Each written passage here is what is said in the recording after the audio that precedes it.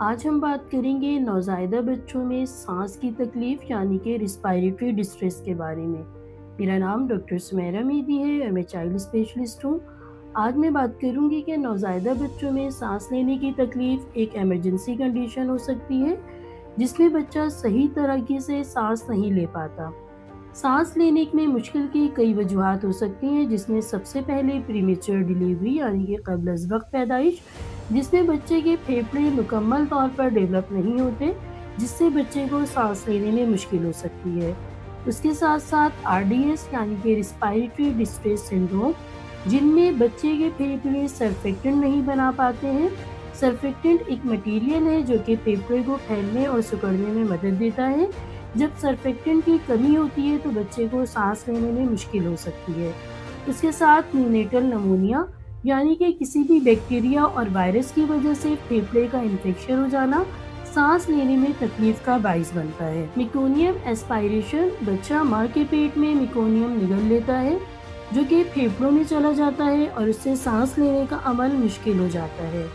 اس کے علاوہ TTN، جسے ٹرانزینٹ ٹیکیپنیا آف نیو بورن کہتے ہیں، یہ کنڈیشن عموماً ان بچوں میں ہوتی ہے جو کہ اپنی مدت پوری کر کے پیدا ہوتے ہیں، لیکن سی سیکشن کی وجہ سے ان کے پھیپھڑوں میں موجود پانی جذب ہونے میں دیر لگاتا ہے اور اس سے ان کے سانس کی رفتار تیز ہو جاتی ہے اور یہ چیز 24 گھنٹے کے اندر خود بخود ٹھیک ہو جاتی ہے۔ کچھ خاص علامتیں جن کو پہچان کر والدین فوری طور پر یہ جان سکتے ہیں کہ ان کا بچہ سانس میں مشکل کا شکار ہے۔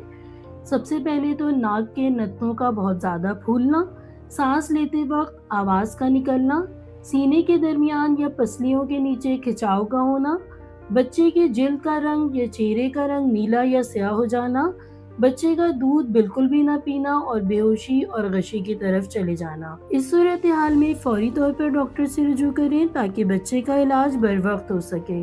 اگر اس صورتحال کا علاج بر وقت نہ کیا جائے تو کیا پیچیدگیاں ہو سکتی ہیں؟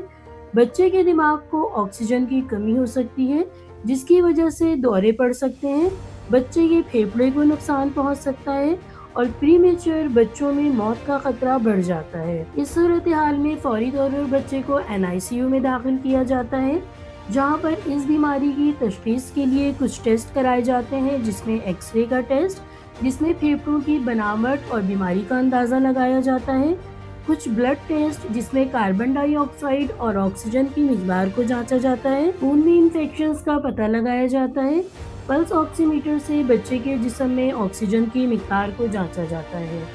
علاج کے لیے بچے کو NICU میں داخل کر کے آکسیجن تھراپی، آکسیجن ہیلمیٹ یا CPAP کے ذریعے آکسیجن دی جاتی ہے۔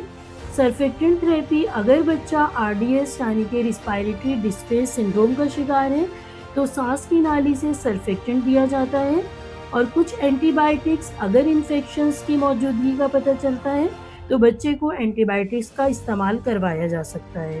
وینٹیلیٹر کی سپورٹ دینا، یعنی کہ بچے کو اگر سانس بالکل بھی نہ آئے تو وینٹیلیٹر لگایا جا سکتا ہے۔ نوزائیدہ بچوں کو سانس کی تکلیف سے بچانے کے لیے کیا کرنا چاہیے؟ اس کے لیے حمل کے دوران ماں کی مکمل دیکھ بھال، ماں کا دوران حمل خاص خیال رکھنا ہے، خوراک کا خاص طور پر خیال رکھنا ہے اور یہ کوشش کرنی ہے کہ ڈیلیوری اپنے وقت پر ہو، اور اگر قبل از وقت ڈیلیوری کا امکان ہو تو ماں کو اسٹیرائڈ ضرور دیا جائے تاکہ بچے کے پھیپھڑے میچور ہو سکیں اور سانس لینے کی کوئی ایسی تکلیف نہ ہو۔ یاد رکھیں کہ سانس میں تکلیف ایک ایمرجنسی کی کنڈیشن ہے، صحیح وقت پر صحیح علاج کرنے سے بچے کی جان بچائی جا سکتی ہے۔ رابطہ نمبر 0321218889۔ ایڈریس معمار ٹاور ASP 7 سیکٹر X2 گلشن معمار، مین قائد ایونیو روڈ، کراچی۔